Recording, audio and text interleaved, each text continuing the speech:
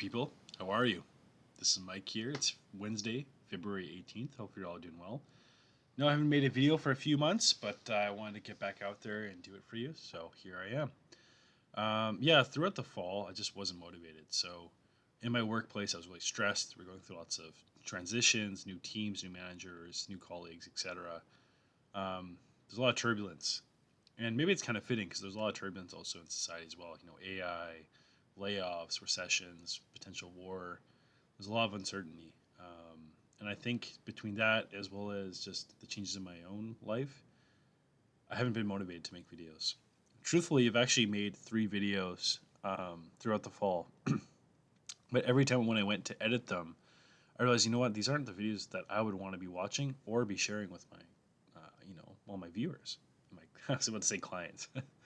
I'm so in the work mode lately. It's not funny. Anyways, I guess what I'm coming on here to say is that now that I'm 31, I turned 31 a few weeks ago. The reason I started making these YouTube videos was as I was approaching my 30th birthday about a year and a half ago.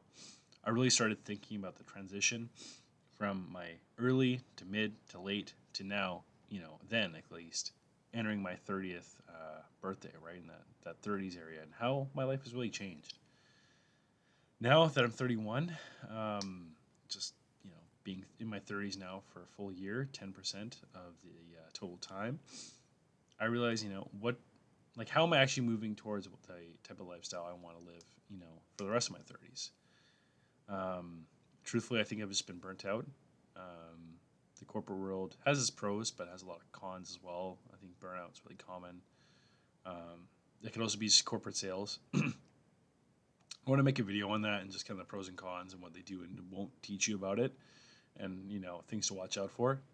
That's one thing. But ultimately, I think what I want to do more this year is just really engage with you and see, okay, what do you like and what do you not like? If I could offer you advice as being a 31-year-old man, kind of upper middle class in Vancouver, Canada, how could I help you in your 20s or maybe even you're older? And how could I offer advice to help you with your life? I've got a bunch of video ideas here, so maybe let's go through some of them. Having goals, you need to have something to live for. But your reason and your goals have to have some sort of meaning behind it. And how do you develop that? There's a lot of late bloomers, so there's a book that I read a few years ago about late bloomers and how you can have success later in life. And it's actually quite common, so we can talk about that as well. Um, Career crash outs, so that's something about people just going crazy in the corporate offices, and that's kind of a rising trend. You know, when it was COVID, it was overclocking, or what I called overclocking, but really it's the dual incomes, triple incomes from home, and then it became quiet quitting, and then now it's quiet firing before, and which is essentially laying off people without laying them off or driving them crazy until they quit. And then there's kind of the quiet crash out, which is really just people going crazy just because they can't deal with the monotony, the new stress of their jobs and or the job environment. So it's kind of seen this development over the last few years. It's interesting to me, at least. Stupid investing. Don't be like me and waste 75K throughout your 20s on alternative investments. So kind of the dangers of like things like cryptocurrencies and or penny stocks. That's what I did in my early 20s. I made a lot of money and then I didn't sell and I lost it all. So we can talk about that. Corporate shitification, kind of the downfall of easy to use products. It's one thing to say, okay, crap on Chinese or Indian goods, but why are they making them? It's because people are buying them. So one thing I would say is 80% of the time, good enough is just fine. So really in your life, you have to figure out, okay, what 80% is it? Okay, you can kind of cheap out and just say, okay, it's good enough for whatever I'm using it for. And what is that 20% you actually need to spend on something of quality? Yeah, personal goodwill. So if you're not familiar with the stock market and stock valuations, certain companies will have a line item called goodwill. And essentially, this is the value of that name brand in the market and how positive it is. That can actually have like a value, a dollar figure. And I was thinking, over the last few months, I'm like, honestly, you could translate that into your own personal brand as well. And what would influence that your personal brand's goodwill to increase in value or decrease, right? So that's something we could talk about. Um, Curiosity needs to be unstructured. I think when I see a lot of these, hustler videos and these talks on YouTube, a lot of times curiosity kind of comes from really prompted, strict learning.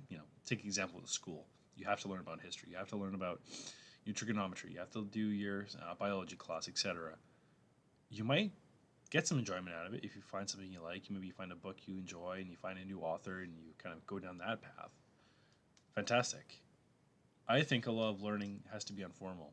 I think it can come from shorts, it can come from YouTube, it can come from reading a book and then you have an author's recommendation that leads to another author, which leads to another author, leads to another author. It can come from video games. Like, one example, a while ago I was playing this game called World of Tanks. And essentially you use historical tanks on either the Second World War or during the Cold War to fight each other. And I learned a lot about, just different Russian and like Czech and American tanks. And, I'm not a history buff at all. Like, so just learning about that, and it goes into all the details of the engines and the crews and the armor and penetration, bounce rates, all like stuff like that, and why certain tanks were developed, and that was just interesting to me. And that was all through a video game, right? So I think you can do that as well. I've heard of people doing that through Age of Mythology and other similar games. So there's ways you can learn, right, that are not structured. Yeah, there's just a lot of things we could talk about. We talk about maybe societal things I've seen, like just the gambling epidemic. I mean, that's already been talked about, really. But my experience with gambling, maybe penny stocks and the kind of crypto I'd throw in there as well. I've been going to a lot of card shows over the last few months. So buying and flipping Pokemon cards just for fun.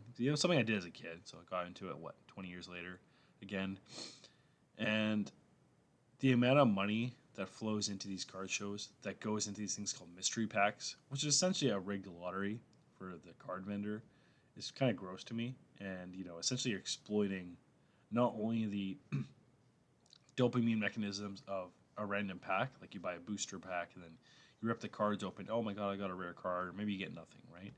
You're not only exploiting that pattern, but you're also kind of gambling, saying, oh, you can get a graded card, a mystery card, and then that could be worth a lot of money, which you could sell back to the vendor at 70%.